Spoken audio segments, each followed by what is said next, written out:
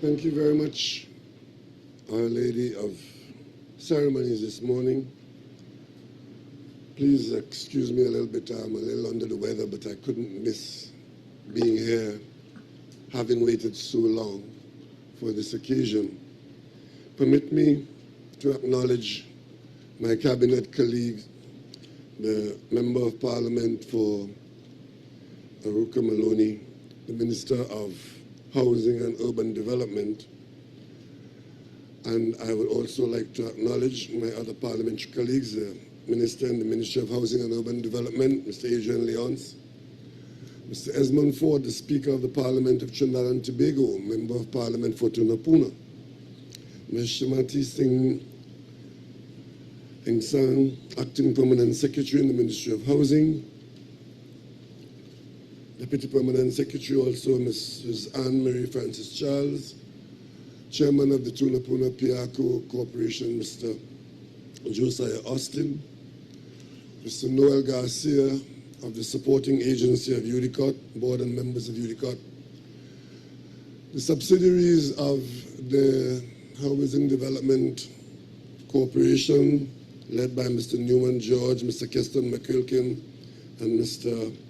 Hazar Hussein and Mr. Ramharak. These are people who are now in charge of some subsections of the behemoth that is that's the Housing Development Corporation. Mr. Jason McFarlane, Managing Director of the HCC. Other distinguished ladies and gentlemen, I've heard that my former parliamentary colleague, Mr. Eddie Hart, is with us. Former parliamentary colleague of mine of 20 years ago. At this time we were on another mission, but he's still here, and I'm happy to be here with you. Members of the media, ladies and gentlemen who are following us on the various platforms. As I listened to the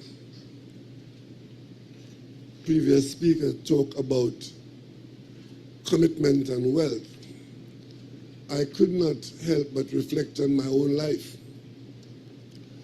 Because most people in our country, if you ask them to name the most valuable asset that they have, or even that their family has, it is quite likely that more than 60% of them would point to the house in which they live. Because your home is of such paramount importance to you as members of the human population. I remember when I was 17 years old, my grandfather, who was responsible for my upbringing and my well-being, in a moment of deep reflection, apparently, called me to him one day.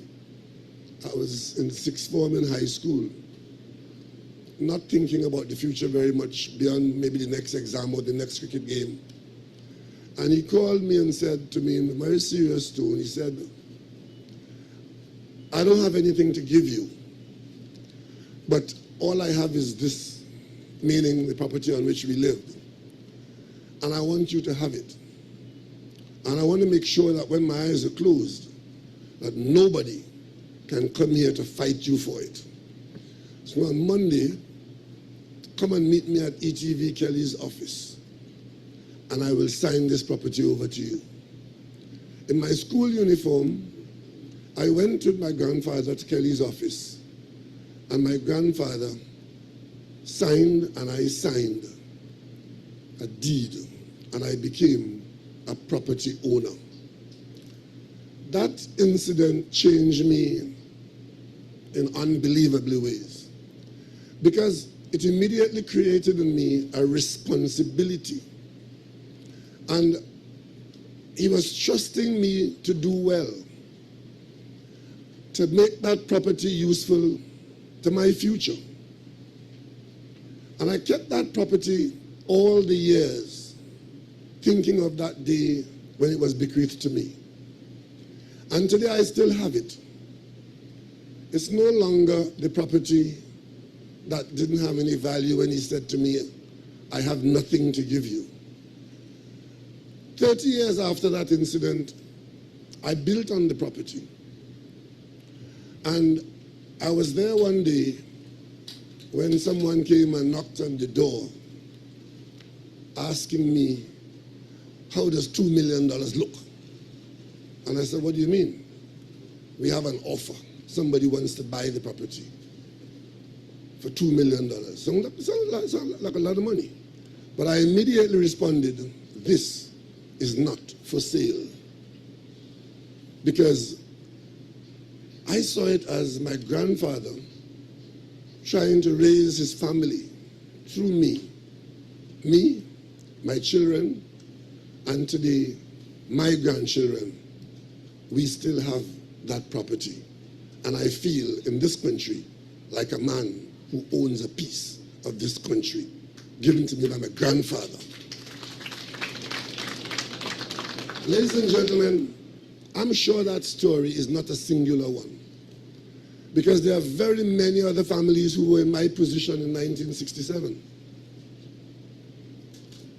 But their lives changed, whether they ended up in Diamond Vale, in Mova, in Sangre Grande, in Chaguanas, in Point Fortin, in Bon Accord, in Charlottesville, or anywhere you go in this country, you would meet families with stories like that, where that property, which they obtained from a moment of vision of the government of Trinidad and Tobago, which says that the needs of this country is unknown, and as far as we are able to, we will try to satisfy those needs. As I speak to you now, there are over 100,000 people in this country who have applied to the HDC. One or two of them applied more than once, so the figure is an approximation. But there are tens of thousands of people for whom their two most pressing needs are safety and the need for shelter. And the government of Trinidad and Tobago is bent on ensuring that those needs are met.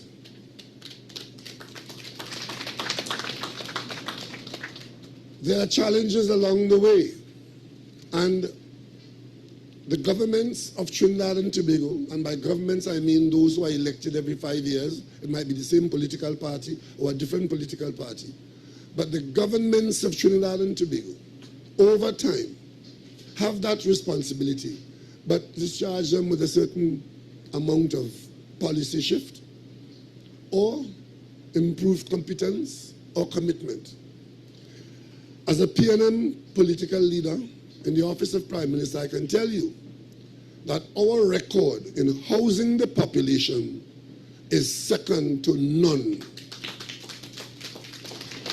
In fact, if prizes were to be given for the first 10, the PNM will take all 10 from number 1 to 10 in this matter of housing the population. We started out with a national housing authority aiming to build low-cost housing. And those houses were constructed. You may not know that the Diamond Vale houses were sold to people, subsidized all along the way, at $12,000. When my mother got her house in Mova, it was, I think, either $8,000 or $9,000. That was not the cost of it, because the government carried a substantial subsidy, which covered the infrastructure, which covered the labor, but made available to families dignified residence, dignified accommodation. Many of the persons who went into those housing were living in conditions which were unspeakable. But after 30 or 40 years, we take that for granted. I don't know how many of you knew the barracks of East Port of Spain, when people lived in barrack rooms, a whole family in a room 12 by 14, a family of 6. And your neighbor was the person in the next room, a family of 8. That was East Port of Spain. But over time, with government policy assuming the responsibility for changing lives, the government of Trinidad and Tobago eliminated those conditions and replaced them by what now exists. And ladies and gentlemen, that program is still going on, because we examine our progress along the way. We examined what the NHA was able to accomplish and how it could have been bettered. And that is why we changed the arrangement from the NHA to a housing development corporation. Not just simply a government authority that could get a subvention from the government to go out there and scratch around the edges of the housing program by building low-cost housing. As a matter of fact, the economy of the country had so changed that the whole question of low-cost housing had gone out through the window, because no longer could you build a house and make it available for $12,000. The cheapest of houses were no over $100,000 then, or even $200,000. And of course, the concept was, if we get into a development corporation, that entity should be able now to interface with the banking and the private sector, and as a development corporation, it should be able to accelerate the rate at which housing units are made available to those who desperately need them. And I could tell you, during the period 2003, Martin Joseph was my predecessor then, and 2003 to 2007, that was the period when the largest number of housing units were ever built in the public sector program in Trinidad and Tobago. The reason being that we had a little more money available, and the planning that was done in the previous period, 2002 to 2003-04, that planning program, because when you come here and see work going on, a lot of work would have gone on before to be able to reach this point where the actual construction can take place. Fortunately, I became the minister, meeting the planning exercise well advanced. So very quickly we moved to the construction phase, and we constructed so many units. And that, ladies and gentlemen, is what the Housing Development Corporation was meant to do and was doing. Then, of course, the Housing Development Corporation as an administrative unit began to become a victim of its own success. There were so many housing communities, so many housing units to be managed by the Housing Development Corporation that its corporate process began to be obstructed by the management that is required to close manage the units that they had built and to satisfactorily serve those who were housed in those units. So the Housing Development Corporation began to confuse itself as to whether it was a landlord or a construction company or a company dealing with a huge number of legal issues in terms of transfer of ownership, managing disorderly people who are in HDC units, and of course we have the component of those who think they don't have to pay a cent for where they live. So ladies and gentlemen, we looked at the HDC again, and the same way we changed policy from the NHA to the HDC, we then decided to create a new HDC model where the parent company will assume certain responsibilities for managing subsidiaries. And we identified the three core areas of the HDC and created subsidiary corporate units and put those units in the hands of a management level below the holding company, because we want to accelerate the program and we want to manage them better and we want to be more efficient in using the limited resources. And we also want to interact more effectively with the private sector, mobilizing their resources in skills and in finance, because we still have that assignment of housing a large number of people who, without the HDC and its efforts, will not get that opportunity to get that item of family wealth, which is a housing unit, be it a bungalow, an apartment, or a townhouse. That project is still underway. I can tell you, old talk in Trinidad and Tobago is very cheap, sometimes absolutely useless, because very many people who could tell you what time to wake up, which to put in front. And it's so easy. Old talk sounds so easy. Invite them to do something about it. And suddenly you realize how your effort is so far superior to theirs. I remember, as housing minister, spending a lot of time trying to encourage the private sector to take more responsibility for that housing assignment that the nation has. And we said to the banks, the government will make it worth your while if you put aside a little of your financial resources to support a sustained housing construction program at the lower end of the spectrum. And everything went well after a series of months, and we got to the point of about to sign the arrangements. And I was in this room with this very prominent banker from one of our main banks, thinking that we have finally come to a point where the lifeblood of the revenue stream is available. And you know what the banker said to me then in that boardroom? Well, I have come to tell you that the interest rate that we negotiated, we can't work with that. Because it's low-cost housing, we're not sure that these people are going to pay any mortgage. We don't want the trouble of having to chase down mortgages like that. And what the bank has agreed to do is to charge an interest rate, which incidentally is higher than the normal interest rate because of the trouble that is involved in dealing with low-cost housing. And the bank flatly refused to take part in the program, because if they had to take part, the very reason why we brought the bank on board was to get a lower interest rate to support low-cost housing for the least fortunate in the country. The bank wanted a higher interest rate because that is called business. If you're lending to people who are poor, you charge them a higher interest rate. If you're lending to people who are rich and have a lot of money, you give them a preferential interest rate. That opened my eyes in this country, and that program fell apart.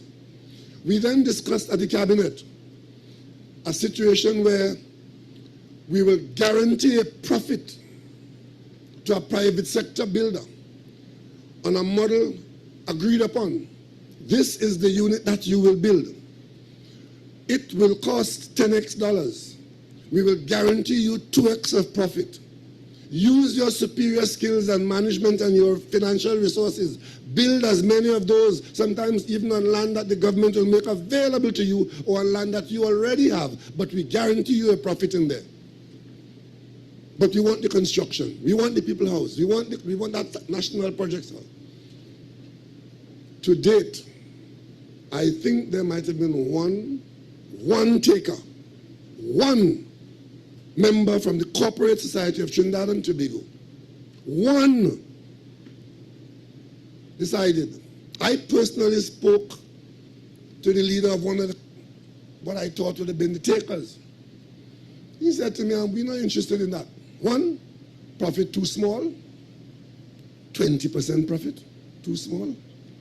And of course, we will make more profit if we get involved in supplying the components as against the unit that you're looking for. Understand? And that is why when they talk to and about the government and set about to misrepresent to you, hoping that nobody respond to them, I don't apologize for responding to them. Because when they talk, we all in this country is our country. We all have different roles. But we all have a responsibility to the nation. To the nation. And if you are not prepared to take on some of that responsibility, to sweat as others sweat, to soil your shoes as others soil theirs, to be inconvenienced as some people are inconvenienced temporarily, and all you're prepared to do is to talk as though everybody else is stupid and lazy and worthless, I will respond when you try to misrespond to the people. And that is why, after all that we know we have done in the energy sector, if anybody take it upon themselves to decide to misrepresent to the population that we have done or are not doing what could be so easily done about the energy sector, and misrepresent the fact that nothing has been done and our future is at stake because the government has not or is not doing anything to secure our future through the energy sector, the minister will respond and I will respond. And the editorial in the Express today, that is for you. It's not for me and the people who know better, because you will not mislead this country and you will not sit there and do nothing. And when we work for this country, you take it upon yourselves only to badmouth us and to misrepresent. Our facts and our truths are what this country will survive on, not the nonsense of those who believe this country owe them something and are not prepared to put anything into it. Ladies and gentlemen, we will survive. We will survive. And that brings me to the criminal element. You could imagine that after all that we are doing here to try and solve the kind of problem I just mentioned, we come into this neighborhood or close by and we go there to do the building, and able-bodied young men, all they could do to contribute is to come on the site with an illegal firearm or two and menace the contractor and decide that they will extract money from the contractor by not even doing anything positive but threatening lives. And every day we hear this one killed that one, this one killed that one. And now with all the ammunition that they have, some of which would have come from the state sector, and the firearms that they have,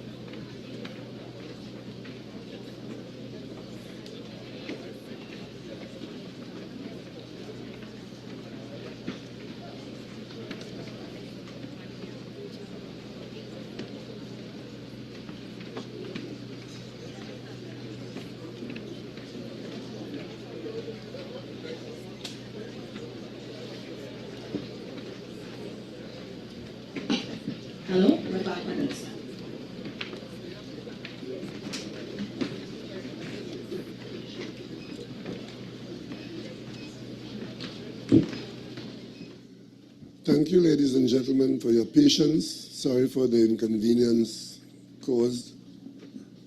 But I was saying, even as some people are working and contributing positively, sometimes under great inconvenience, in attempting to build the nation's future, one of the challenges we have is the behavior of some of our people, some young, some not so young, who believe that all they have to do is to get a firearm and menace other people, kill other people, and that would somehow give them a share of the nation's wealth or provide them with the sustenance that they need. Today, I want to say to families across Trinidad and Tobago that it is unacceptable for you to be knowing who is having and engaging in criminal conduct with the use of firearms, and you keep that a secret to yourself. And it is only when the firearm is discharged and kills somebody that you react and call upon the police and the government to do something. The something that you do after somebody is killed is to bury the dead. The something that is required to be done, it may very well be that you can do that something to prevent it. And that is, if you know who it is, then for God's sake, tell the police what they have, where they are, and then something would be done. Up until recently, people with such criminal intent had access only to handguns which they could conceal on their person. Today, most of the killings in this country are done by people carrying assault weapons, and it is very difficult to handle and to move around with an assault weapon without somebody seeing you and somebody knowing you. And I must say today that there are too many people in this country who know who the killers are, who know who the criminals are, and who are turning a blind eye to it. And worse, who are encouraging it. We have difficulty with the police, yes, we know. We have difficulty with the Coast Guard, yes, we know. We have difficulty with the Treasury, yes, we know. But we are constantly available to respond to the criminal element once the information about their presence and their intent are known to the state authorities. Many of these people live in households.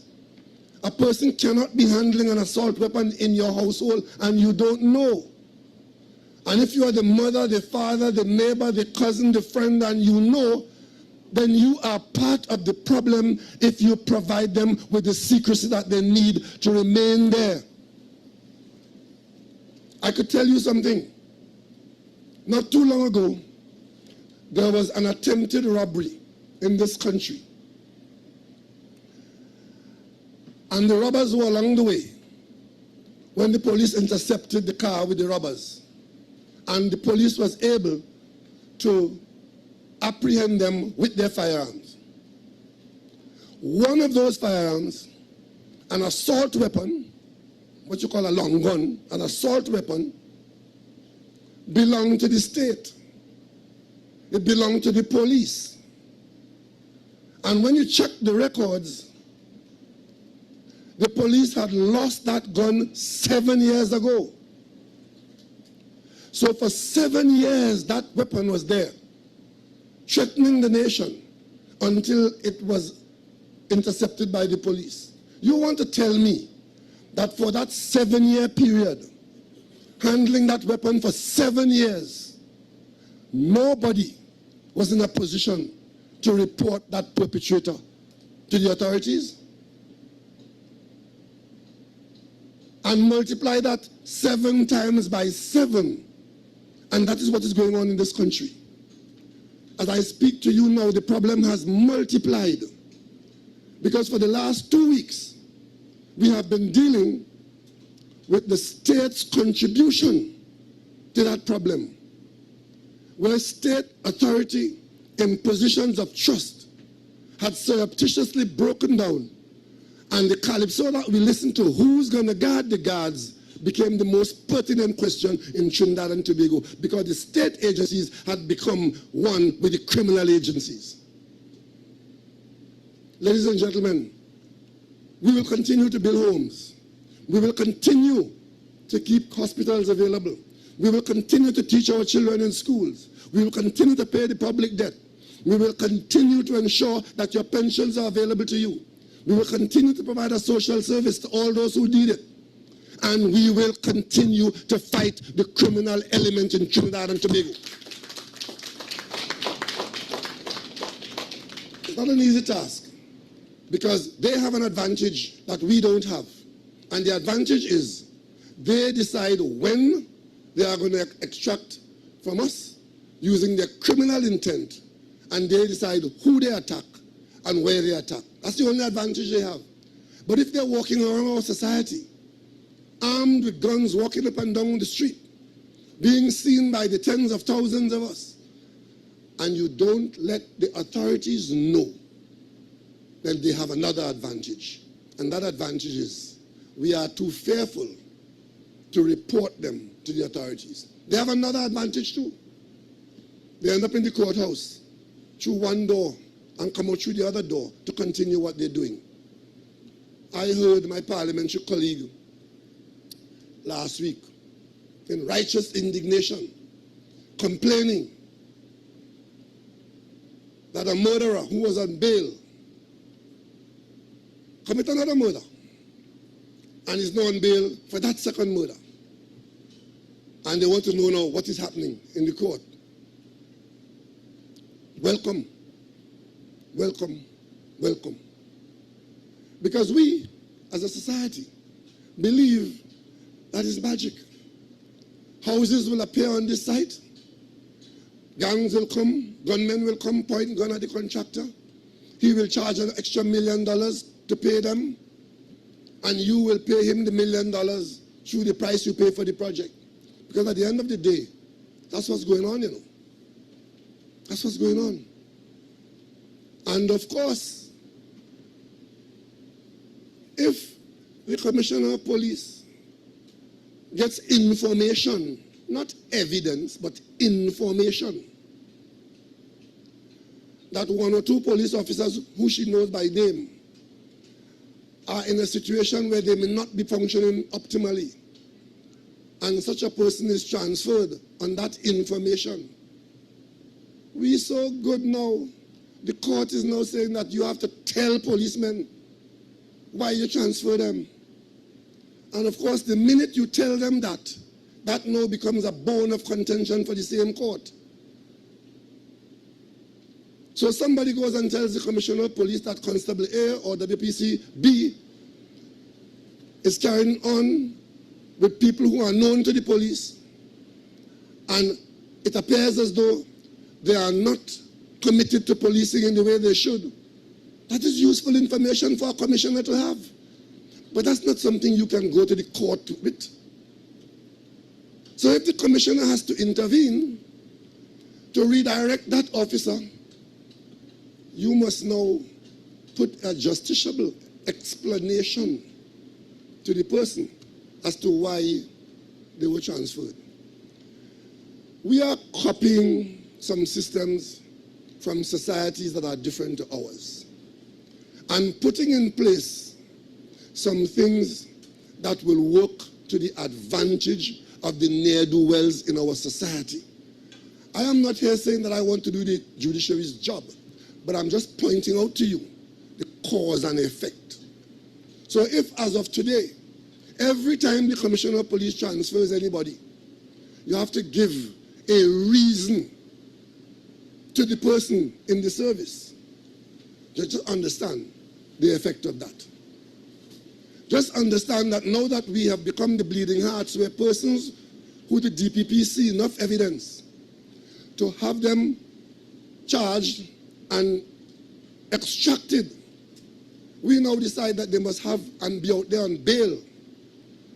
We also know that when they come out, they're not going to church to be no choir boy. They're coming out to kill the witnesses. That's what it is.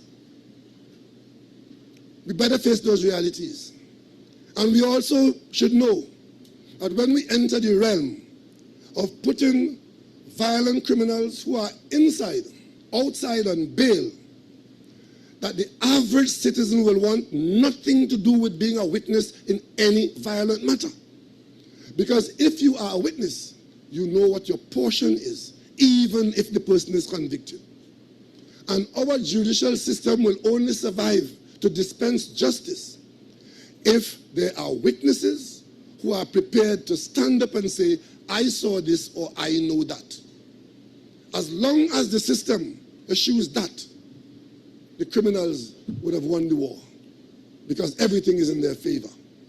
Ladies and gentlemen, we need to confront all our problems, all at once. And it's not only the government who is required to do that.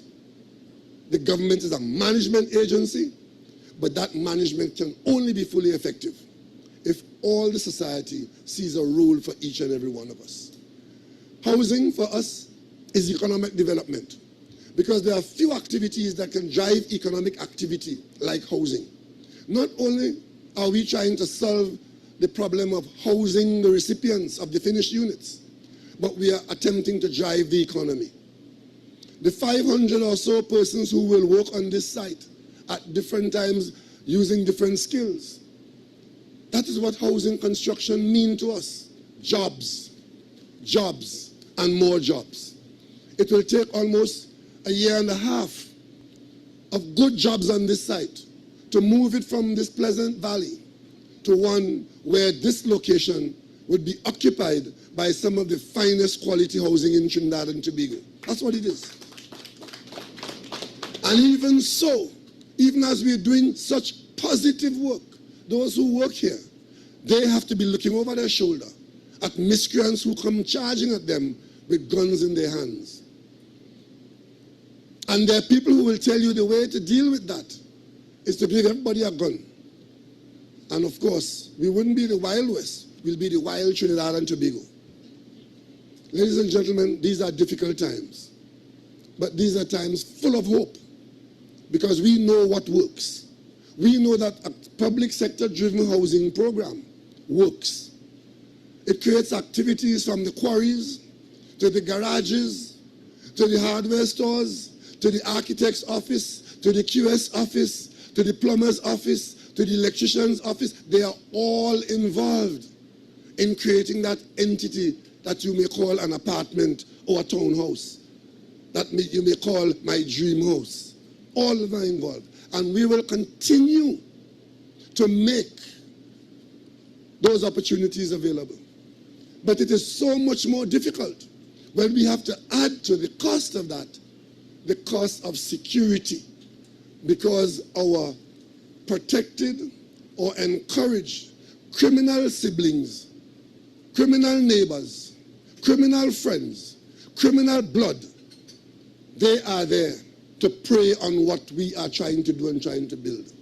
There are so many opportunities as alternatives to crime in this country that as head of the cabinet, I am reluctant to add even one more, because there are so many already out there. And you have to ask yourself, if they're there, what drives people in the opposite direction? And the opportunities are there not only because we have the resources to fund them, but because we have the commitment and we go into debt to keep those opportunities there, to ensure that those who want them can get them and can choose a positive direction in life. Today, from this podium,